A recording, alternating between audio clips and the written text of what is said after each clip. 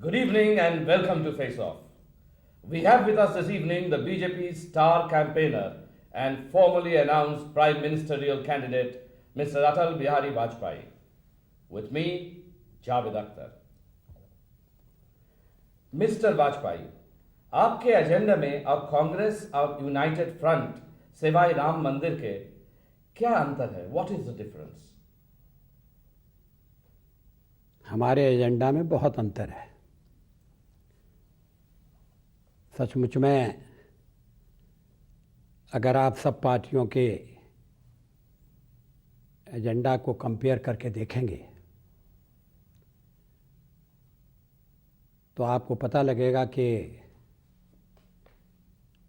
आज जो समस्याएं देश के सामने मुसीबत बनकर खड़ी हैं और जिनके लिए बहुत बड़ी मात्रा में कांग्रेस और संयुक्त मोर्चा जिम्मेदार हैं, उनका हल हम अपने एजेंडे से देना चाहते हैं। आज़ादी के 50 साल बाद भी 40% लोग निरक्षर क्यों हैं? आज़ादी के 50 साल बाद भी गरीबी की रेखा के नीचे ज़िंदगी बिताने वालों की तादाद 40% क्यों है? अब अगर कांग्रेस कहती है कि वो आर्थिक स्वराज जलाएंगे तो वो एक खोखलापन है, शब्दों का खिलवाड़ है। जो पार्टी 50 साल आर्थिक स्वराज्य नहीं ला सकी या उस दिशा में आगे नहीं बढ़ सकी, वो एजेंडे में क्या कहती है, इसका क्या मतलब है? एजेंडे को व्यवहार की कसौटी पर कसकर देखना होगा। यही बात संयुक्त मोर्चे के बारे में लागू होती है। 18 महीने में देश की जो हालत बिगड़ी है उसके लिए वो 13 पार्टियों का जमघट जिम्मेदार है, जो कांग्रेस पर निर्भर करता था, जिसे कांग्रेस ने एक तरह से धोखा दिया। 2 प्रधानमंत्री बदले। अब वो अगर स्थिरता की बात करें कि वो स्थिरता देंगे, स्थायित्व देंगे, तो फिर कौन इस पर विश्वास करेगा? भारतीय राजनीति का सबसे बड़ा संकट विश्वसनीयता का संकट है। एजेंडे में कौन क्या लिखता है इसका महत्व जरूर है, और हमने अपने एजेंडे को बनाते समय इस बात का ध्यान रखा है कि हम लोगों की ज्वलंत समस्याओं पर अपने समाधान प्रस्तुत करें। लेकिन सवाल तो लोगों के भरोसे का है, और भरोसा व्यवहार से होगा, खाली उद्घोषणा से नहीं होगा। But the same charges of doublespeak are levied against the BJP. The BJP stands against communalism, casteism, corruption, crime. And yet, your alliance partners with the Shiv Sena on one hand, you campaign with Jai Lalita on the same platform, you woo the BSP, and you field Sanjay Singh as your official candidate from Amethi. Now, these are obvious examples of doublespeak. No, I don't think so.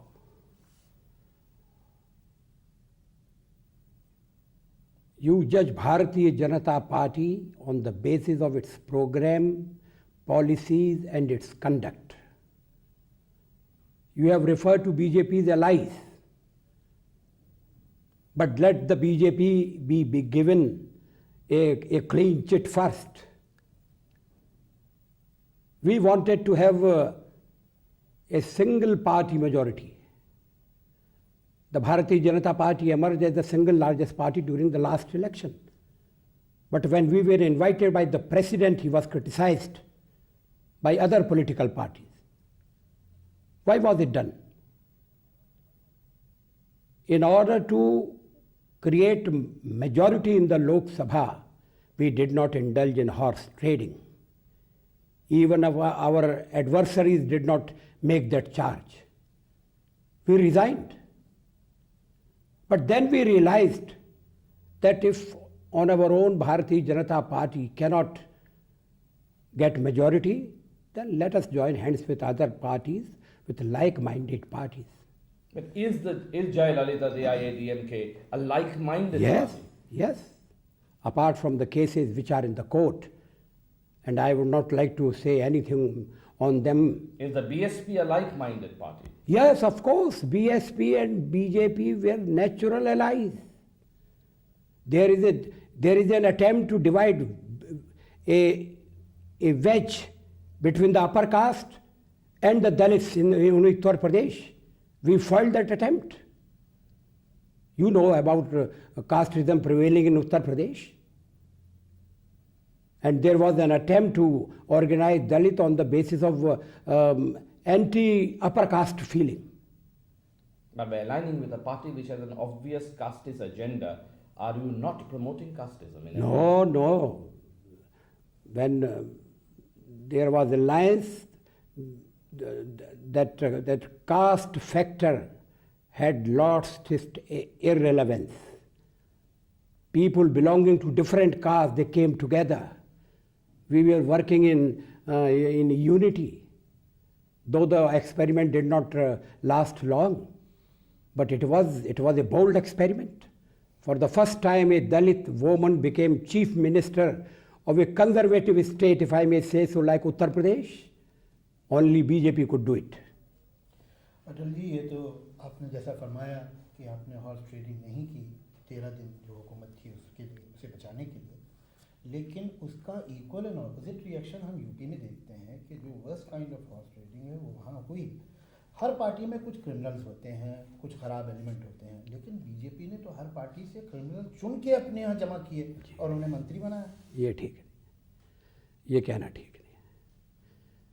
अगर आप ये कहते हैं तो आप मान लेते हैं कि और पार्टियों ने चुन चुन कर अपने यहाँ क्रिमिनल्स भर्ती कर रखे थे। आप ये भी मान लेते हैं कि लोगों ने उन क्रिमिनल्स को वोट दिए थे। उत्तर प्रदेश में जो कुछ हुआ उससे हम खुश नहीं हैं, लेकिन उत्तर प्रदेश में हमारे खिलाफ एक साजिश की गई थी। आखिर कल्याण सिंह सबसे बड़ी पार्टी के नेता के रूप में उभरे थे, गवर्नर ने उन्हें सरकार बनाने के लिए क्यों नहीं बुलाया? क्या अपराध था उनका? सिर्फ यही कि वो बीजेपी के हैं। फिर जब हमने बीएसपी से समझौता कर लिया तो उन्हें बुलाने के अलावा कोई रास्ता नहीं था। लेकिन जब वो सरकार टूट गई और दूसरी सरकार बनने का मौका आया तो उन्होंने सिर्फ हमें 4 दिन दिए, 4 दिन भी पूरे नहीं दिए, 2.5 दिन दिए सरकार बनाने के लिए। गुजरात में गवर्नर ने 15 दिन दिए और गवर्नर ने जिस समय हमें सरकार बनाने के लिए 2.5 दिन दिए, उसी समय केंद्र को सिफारिश कर दी कि वहाँ राष्ट्रपति शासन लागू कर देना चाहिए।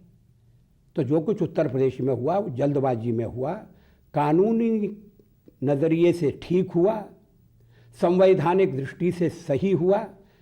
अब दूसरी पार्टी में अगर स्प्लिट हो जाए और स्प्लिट अगर लॉ के हिसाब से हो और स्प्लिट करने वाले कहें कि हम उत्तर प्रदेश को राष्ट्रपति राज से फिर से बचाना चाहते हैं, हम लोकप्रिय सरकार लाना चाहते हैं, और वो ये समझें कि भारतीय जनता पार्टी के साथ मिलने के अलावा और कोई रास्ता नहीं है, और वो हमसे मिलना चाहें तो हम उन्हें कैसे दोष दे सकते हैं?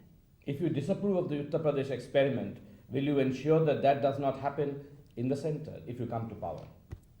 Yes, I am prepared to give you a guarantee. That you will not make unscrupuled alliances, No. you will not pick up criminals Everything from other will be parties. transparent, everything will be honest, everything will be before the people. Atal ji, No, but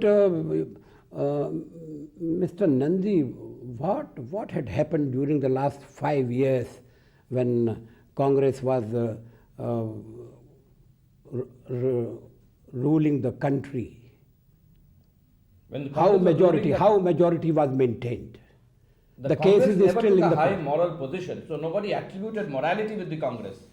So we are not attributing morality to the Congress. We are attributing morality to the BJP because BJP stands, claims and campaigns on moral positions. I thank you for your compliment, but we have to be in the game. Atal ji, एक सवाल जो शायद थोड़ा आपको irritate भी कर चुका है और आपने अभी 1-2 दिन पहले उस पर स्टेज पे भी बोला है, लेकिन ये प्रोग्राम तो करोड़ों लोग देखेंगे, तो आपका जवाब डायरेक्टली फ्रॉम हॉर्सेस माउथ जाए, इसलिए कि इस पे लोग अटकल बच्चू करते रहते हैं और अपने अपने अंदाजे लगाते हैं, मगर सही बात तो आप ही बता सकते हैं कि माइनॉरिटीज़ की तरफ या हिंदुस्तान का जो कम्युनल प्रॉब्लम है उसकी तरफ आपके और एडवाणी जी के विचार और एटीट्यूड्स एक हैं या अलग अलग हैं? अगर एक हैं तो बात खत्म हो गई वहीं, अगर अलग अलग है तो क्या डिफरेंस है? कोई अलग अलग नहीं है, हम सबकी एक राय है, पूरी पार्टी की एक राय है। आखिर जब हमने जनसंघ बनाया था या आज हम भारतीय जनता पार्टी के नाम से काम कर रहे हैं, हमने अपने दरवाजे सबके लिए खोल कर रखे हैं। तो इसलिए नहीं रखे कि दरवाज़ा खुला रहे और कोई आए ना। हम ईमानदारी से चाहते हैं कि मुसलमान हमारे साथ आएँ, और इसलिए न केवल पार्टी के दरवाजे हमने खोल के रखे हैं, हमने दिल के दरवाजे भी खोल के रखे हैं। माइनॉरिटीज़ के बारे में पार्टी की राय बिल्कुल दो टूक राय है कि माइनॉरिटीज़ इस देश के नागरिक हैं, माइनॉरिटीज़ इस देश में बराबर के हकदार हैं, उनके हक बराबर हैं, उनकी जिम्मेदारियां बराबर हैं। मज़हब के आधार पर इस देश में न पहले कभी भेदभाव हुआ था, न आगे कभी भेदभाव होगा। पूरी पार्टी इस बात को कह चुकी है कि हिंदुस्तान एक सेक्युलर स्टेट था, है और रहेगा। इसमें माइनॉरिटीज़ के मन में किसी तरह का डर नहीं होना चाहिए, लेकिन ये डर हमारे विरोधियों ने जानबूझकर पैदा किया है, हमें एक हवा बनाकर पेश किया है और हमारे मुस्लिम भाइयों को उससे डराने की कोशिश की है। लेकिन अब ये खेल ज़्यादा दिन चलेगा नहीं। अधिक से अधिक मुसलमान इस बात को अनुभव कर रहे हैं कि और पार्टियों ने उनका वोट बैंक के रूप में उपयोग किया है, उनकी भलाई की चिंता नहीं की।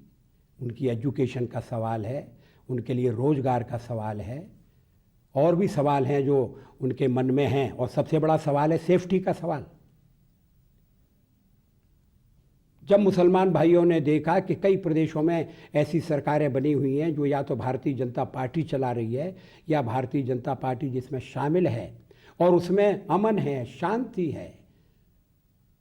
अभी ईद सब जगह आनंद से मनाई गई। महाराष्ट्र तक में ये हुआ जहां शिवसेना सरकार है। तो अब मुसलमानों का ये डर धीरे धीरे दूर होता जा रहा है, और हम उम्मीद करते हैं कि मुसलमान भाई सब तरह के खौफ को छोड़कर और मैदान में आएंगे, अपने और भाइयों के साथ मिलकर काम करेंगे। इस देश को हमें मिलकर बनाना है, और इस बारे में मेरे और आडवाणी जी के विचारों में कोई फ़र्क नहीं है।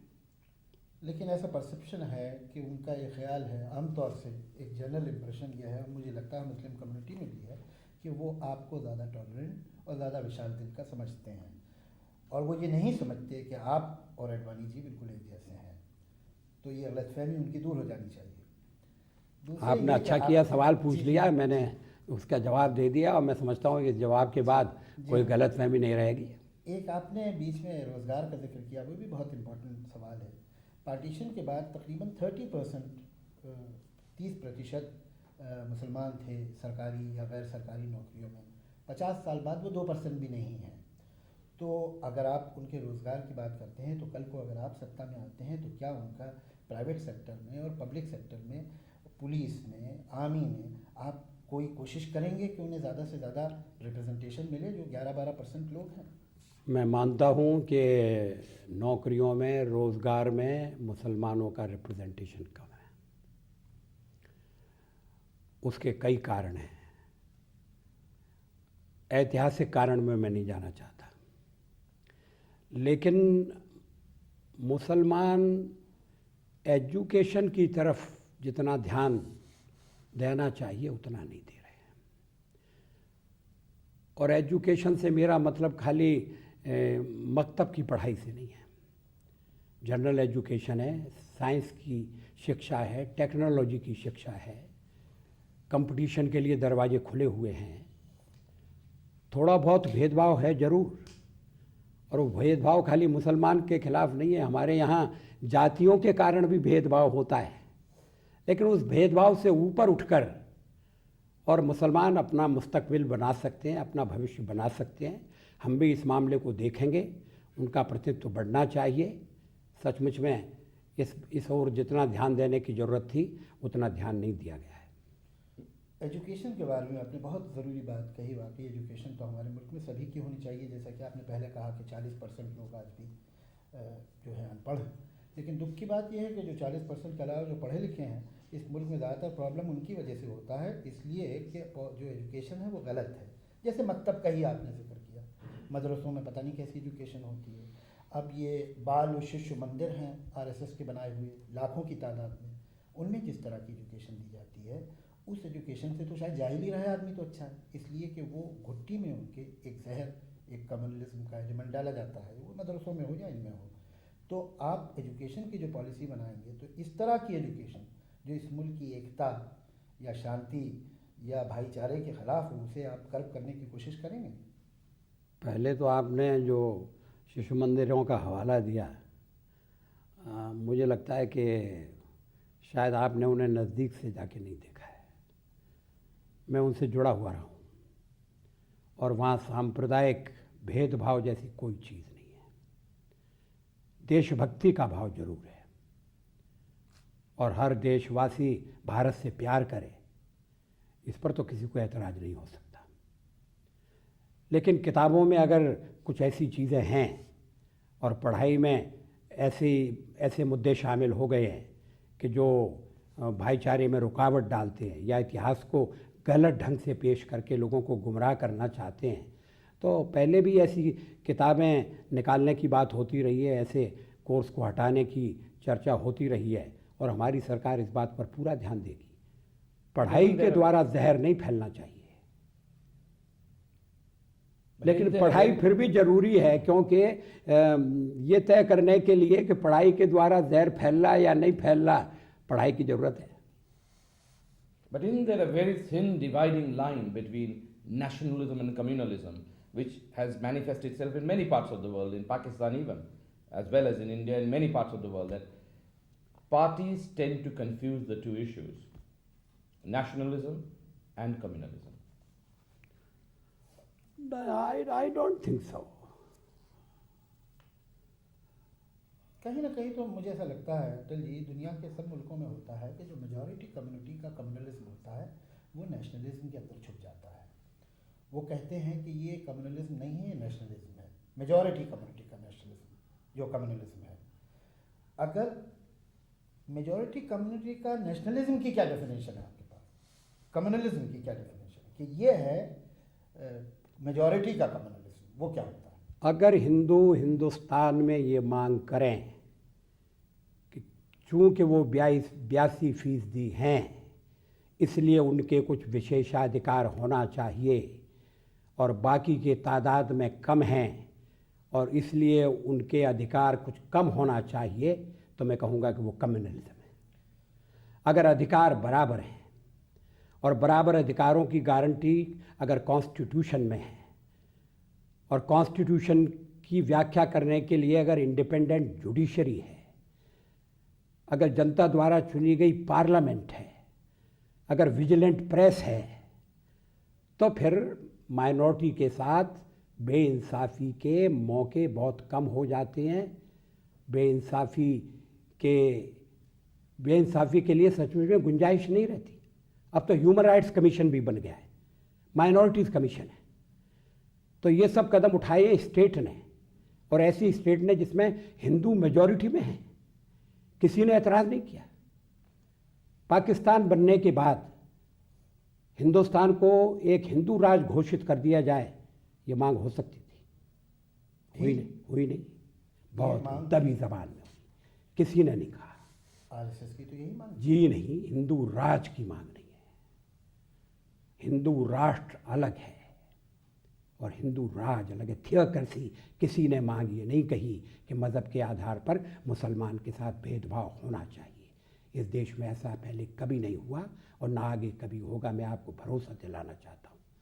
राष्ट्र की उनकी अपनी कल्पना ये है कि राष्ट्र 1947 में पैदा नहीं हुआ, ये एक पुराना राष्ट्र है और पुराने राष्ट्र को वो हिंदू राष्ट्र कहते हैं। मैं भारतीय राष्ट्र कहना ज़्यादा पसंद करता हूँ। लेकिन हिंदू राज या थियोक्रेसी, इसकी मांग किसी ने नहीं की। किसी ने ये नहीं कहा कि हिंदू धर्म को स्टेट रिलीजन डिक्लेयर कर दो, तो जो सेकुलरवाद है वो हिंदू बहुमत को उसके लिए कभी कभी धन्यवाद देना चाहिए। वो तो है। You are trying to re-image the BJP, that much is obvious. You are trying to make it mainstream, to make it mean all things to all people. No. But don't you think you That may is no lose a compliment. traditional vote bank in the process? No. What about the hardcore vote bank of the Jansan? What about the hardcore vote bank of the BJP? Don't you think you are eroding that? No, we are not eroding that. We are multiplying it. We are getting more mass support. We are going to areas where BJP was never a strong force. Now we are getting tremendous support of the people. The results will show that we have made effective inroads in the southern states, particularly Tamil Nadu and Karnataka. So there is no question of giving up the hardcore support. I concede you're becoming more powerful. But the point is, power always compromises. As you grow larger, as you become stronger, you will have to compromise more and more to draw in more and more supporters. What are the areas in which the BJP intends to compromise? You go through our manifesto, we have not compromised on any issue. But we are getting support because the people think that BJP is the only party which can provide a stable government at the center. But is stability all that we are looking at? In India, the most stable governments have been the most criminal governments, the worst kind of governments. The stability in India brought us the emergency. Stability in India brought us 45 years of questionable rule, brought us corruption, crime. Is that the kind of stability that the BJP wants to attain? और गुजरात में तो clear majority थी BJP की, वहाँ तो stable government नहीं दे पाई। ये आपने अच्छा किया कि बाद में क्लियर कर दिया कि that kind of stability, but that doesn't mean that stability is not needed. Without stability, you cannot have economic progress. Without stability, you cannot ensure social justice. The state will wither away. You talk of crime and criminals. They will have a field day. If the state is not there, the institution of the state has to be restored. But state should be transparent. State should be responsive. State should be responsible. Just stability won't do. But stability is very necessary. आप गुजरात की बात कर रहे थे. गुजरात में हमें 2/3 बहुमत मिला था, लेकिन हम उसे बरकरार नहीं रख सके. हमें उसके लिए अफसोस है, लेकिन हमने इनडिसिप्लिन के साथ कंप्रोमाइज़ नहीं किया. हमने पार्टी टूट जाने दी, हमने सत्ता हाथ से चली जाने दी. हम मना मनू कर लोगों को ला सकते थे. और मंत्री पद की बात थी, अगर हम केशव भाई को हटा देते और वाघेला को मुख्यमंत्री बना देते तो गुजरात की भाजपा की सरकार चलती रहती. लेकिन हमने कहा ये नहीं होगा. एक बार हमने समझौते की कोशिश ज़रूर की थी, क्योंकि पार्टी को साथ रखना हम अपनी जिम्मेदारी समझते हैं. लेकिन हमें लगा कि अब ये ज़ख्म नासूर बन गया है और इसमें सर्जरी की ज़रूरत है, तो हमने उस हिस्से को काट कर फेंक दिया. अटल जी, आपने जैसा कि फरमाया कि आपके एजेंडा में ऐसी कोई बात नहीं है कि किसी को आप कम हिंदुस्तानी समझें या बी ग्रेड सिटीजन समझें, लेकिन बीजेपी का जो एम्बिकल कॉर्ड, जो रिश्ता जुड़ा हुआ है आरएसएस से, आरएसएस की तो साफ ये फिलॉसफी है. ये कागज़ पे लिखी हुई फिलॉसफी, ये राय की बात नहीं है. ये चाहे डॉक्टर हेडगेवार ने लिखा हो, चाहे गुरु गोलवालकर ने लिखा हो, वो ये लिखते हैं कि ऐसा कोई आदमी जो ऐसे रिलीजन पे यकीन रखता है जो इस मुल्क से बाहर शुरू हुआ था, वो पूरा हिंदुस्तानी नहीं है. तो या तो आप इस फ़लसफ़े से रिश्ता तोड़ चुके हैं, इन लोगों से रिश्ता तोड़ चुके हैं, और अगर है तो फिर कैसे आप निभाएंगे दोनों बातों को? देखिए, संगठन अलग अलग हैं, उनके सोचने के तरीके भी अलग अलग हो सकते हैं, मगर मैं नहीं समझता कि हिंदुस्तान में कोई संगठन ये सोचता है कि मुसलमान इस देश के कम नागरिक हैं. उनके कागज़ पे लिखा हुआ जी नहीं, उन्होंने उनकी जो बात उद्धृत की जाती है वो बहुत पहले लिखी हुई बात है. तो अब उसे आप उसके बाद उन्होंने जो कुछ लिखा है, उन्होंने लिखा है, उसकी तरफ तवज्जो नहीं जा रही है. जानबूझकर उसको आंख से ओझल किया जा रहा है. उन्होंने साफ लिखा हुआ है कि जो हिंदुस्तान में रहता है, हिंदुस्तान का नागरिक है और हिंदुस्तान से प्यार करता है, उसके साथ बराबर का बर्ताव होगा, मज़हब के आधार पर छोटा बड़ा नहीं समझा जाएगा। और जहाँ तक भारतीय जनता पार्टी का सवाल है, ये मेरी समझ में नहीं आता कि जब भारतीय जनता पार्टी की चर्चा होती है तो फिर और संगठनों को बीच में लाने की कोशिश क्यों होती है। उसकी सिंपल वजह यह है कि हमने देखा कि जब चॉइस थी डबल मेंबरशिप को छोड़ने की, तो जनता पार्टी को तोड़ दिया भारतीय जनता पार्टी ने, लेकिन आरएसएस से रिश्ता नहीं तोड़ा। तो इसको मतलब यह है कि रिश्ता बहुत अहम है, तो इसकी तो हम बात करेंगे। नहीं, देखिए वो एक अलग कहानी है। हमने जनता पार्टी नहीं तोड़ी। जब जनता पार्टी बनी, नहीं, मैं ये नहीं कह रहा था आपने तोड़ी, वो बात नहीं, वो टॉपिक ही नहीं। ये है कि आपने आरएसएस से रिश्ता नहीं तोड़ा किसी भी सूरत में, और आपने कहा वो तो हम नहीं करते। नहीं, वो रिश्ता व्यक्तियों का रिश्ता है। सब बीजेपी वाले आरएसएस में नहीं जाते। बीजेपी में ऐसे बहुत से लोग हैं, और जैसे जैसे बीजेपी बढ़ रही है ऐसे लोगों की तादाद बढ़ने वाली है जो कभी आरएसएस में गए नहीं, जिनका आरएसएस से कभी संबंध नहीं रहा। वो बीजेपी की विचारधारा के कारण हमारे साथ आए हैं। लेकिन जनता पार्टी वाले ये शर्त लगा रहे थे हर एक इंडिविजुअल मेंबर पर कि आप कहाँ जाएंगे, कहाँ नहीं जाएंगे। वो कौन होते हैं ये शर्त लगाने वाले? अगर हम जहाँ जाते हैं वहाँ जाने की वजह से जनता पार्टी के काम में कोई कठिनाई पैदा होती थी या गड़बड़ होती थी तो वो हमसे जवाब तलब कर सकते थे, हम पर डिसिप्लिनरी एक्शन ले सकते थे। ये तो उन्होंने नहीं किया। तो उन्होंने ये तय करने की कोशिश की कि आप कहाँ जाएंगे, कहाँ नहीं जाएंगे। और अगर और मेंबरों पर ये शर्त लगाई जाती कि आप इस मजलिस में जाएंगे या नहीं जाएंगे, तब क्या होता? तो वो तो लोग पार्टी तोड़ना चाहते थे, इसलिए ये बहाना बनाया। वो इशू ही नहीं था। It was a non issue. इसको इशू बना लिया गया क्योंकि पार्टी तोड़ना थी। अब पछता रहे। यानी ये मुमकिन है कि एक आदमी एक ही वक्त में एक सेकुलर पार्टी और एक कम्युनल पार्टी दोनों का मेंबर रहे। पार्टी नहीं, ऑर्गेनाइजेशन का मेंबर रह सकता संगठन। आखिर सामाजिक काम के लिए इसमें कोई कॉन्ट्रडिक्शन नहीं है। कॉन्ट्रडिक्शन नहीं है, क्योंकि आदमी के कई पहलू हैं। मैं खाली राजनीतिक प्राणी नहीं हूँ, मैं कवि भी हूँ। अब मैं मुशायरे में जाता हूँ, मैं आपकी कविता बहुत पसंद करता हूँ। अब मैं ये तो नहीं देखता कि ये जो दूसरा शायर बैठा हुआ है मैं उसकी खाली कविता देखता हूँ। मैं ये तो नहीं देखता कि ये शायर किसी और ऐसी जमात से तो जुड़ा हुआ नहीं है जो जमात हिंदुस्तान के खिलाफ काम कर रही है या जिसकी राय लोग पसंद नहीं करते हैं। तो ये चीज़ें, इन चीज़ों को जोड़ना ठीक नहीं है। इसमें तो भारतीय जनता पार्टी के बारे में सही असेसमेंट नहीं होगा। Will you allow a BJP member to be a card-holding member of a communal Muslim organization?